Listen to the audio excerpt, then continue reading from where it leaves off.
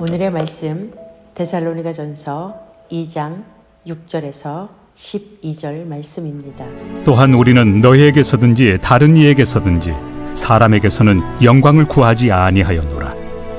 우리는 그리스도의 사도로서 마땅히 권위를 주장할 수 있으나 도리어 너희 가운데서 유순한 자가 되어 유모가 자기 자녀를 기름과 같이 하였으니 우리가 이같이 너희를 사모하여 하나님의 복음뿐 아니라 우리의 목숨까지도 너희에게 주기를 기뻐함은 너희가 우리의 사랑하는 자 됨이라. 형제들아, 우리의 수고와 애쓴 것을 너희가 기억하리니 너희 아무에게도 폐를 끼치지 아니하려고 밤낮으로 일하면서 너희에게 하나님의 복음을 전하였노라. 우리가 너희 믿는 자들을 향하여 어떻게 거룩하고 옳고 흠없이 행하였는지에 대하여 너희가 증인이요 하나님도 그러하시도다. 너희도 아는 바와 같이 우리가 너희 각 사람에게 아버지가 자기 자녀에게 하듯 권면하고 위로하고 경계하노니 이는 너희를 부르사 자기 나라와 영광에 이르게 하시는 하나님께 합당히 행하게 하려 함이라. 바울 당시 순회 철학자들이 교사로 자처하면서 청중으로부터 돈을 지원받아 살아가고 있던 상황에서 바울과 실라와 디모데는 사도의 권위를 내세워 복음을 전하는 것에 대한 정당한 대가로 데살로니가 교인들에게 경제적인 지원을 요구할 수 있었습니다. 그러한 것이 초대 교회 시대에 행해지던 일반적인 관행이었기 때문입니다.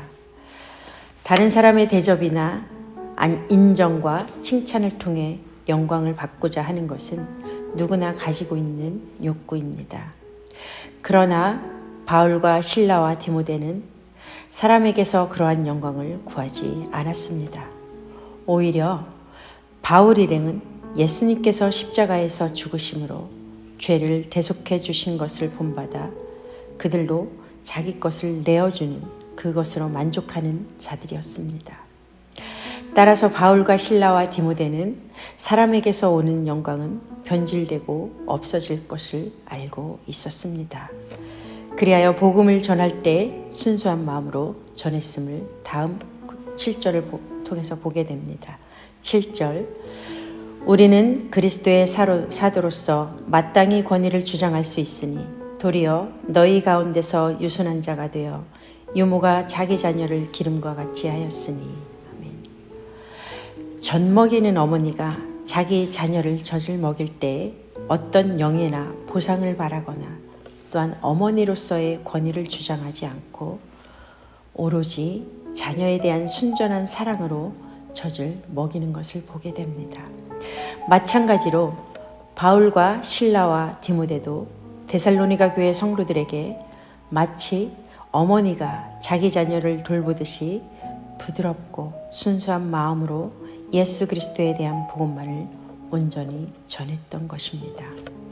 이처럼 바울과 실라와 디모데는 데살로니가 교회를 세우는 데 있어서 얼마나 열정적이었던지 복음뿐 아니라 자신들의 목숨까지도 그들에게 기꺼이 내어줄 정도로 헌신적인 사랑으로 모든 것을 아낌없이 주고자 했습니다. 8절, 우리가 이같이 너희를 사모하여 하나님의 복음뿐 아니라 우리의 목숨까지도 너희에게 주기를 기뻐함은 너희가 우리의 사랑하는 자 됨이라.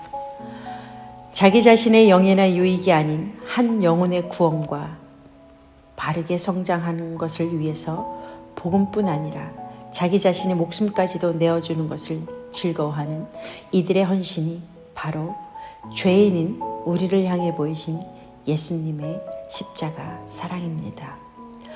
예수님의 다함이 없는 십자가의 사랑을 경험한 자들이 예수님의 사랑을 힘입어 다른 사람들을 사랑하는 것은 자연스러운 일입니다. 더구나 바울은 데살로니가 교회 성도들에게 경제적으로 짐을 지우지 않으려고 천막을 만드는 생계 사업을 하며 자비량 선교를 했습니다. 일을 하는 자가 자기 삭슬 받는 것이 당연하고 신령한 말씀으로 먹인 자가 물질적인 것으로 거두는 것이 당연했습니다. 그럼에도 불구하고 바울은 사도로서 자신들에게 보장된 권리를 사용하지 않았습니다. 그러한 이유가 무엇이었을까요? 그 당시 복음을 듣는 자들에게 경제적으로 부담을 주면 복음을 듣는 이방인들이 경제적인 부담 그 자체보다도 그 부담으로 발생할 수도 있는 복음에 대한 배척을 우려했던 것입니다. 또한 바울은 대적자들로부터 비방을 받지 않기 위해서였습니다. 그 당시에는 단지 돈을 벌기 위한 목적에서 철학이나 값싼 복음을 가르치며 돌아다니는 자들이 있었는데, 이러한 복음의 대적자들은 바울 일행도 그러한 부류의 사람이라는 악성 루머를 퍼뜨렸던 것입니다. 그래서 바울 일행은 이러한 대적자들의 비방을 사전에 차단하고 영혼을 구원하는 하나님의 일꾼으로서의 순전함을 지켜나가기 위해 손수 일하면서 복음을 전했던 것입니다. 이렇듯 데살로니가 교회 성도들에 대한 바울과 실라와 디모데의 삶은 사람의 눈에나 하나님이 보시기에 흠잡을 만한 것이 없었습니다. 바울과 일행들의 삶은 젖먹이는 어머니가 자녀를 기르는 것과 같은 사랑의 삶이었습니다. 또한 목숨을 내어주기까지 기뻐하는 희생의 삶이었습니다. 그리고 돈이나 자신의 유익을 취하기 위한 목적이 아닌 하나님의 복음만을 전하기 위한 거룩하고 옳고 흠없는 헌신의 삶이었습니다. 이러한 그들의 삶에 있어서 데살로니가 교회 성도들이 증인이 되었고, 무엇보다도 누구보다도 하나님이 증인이셨습니다.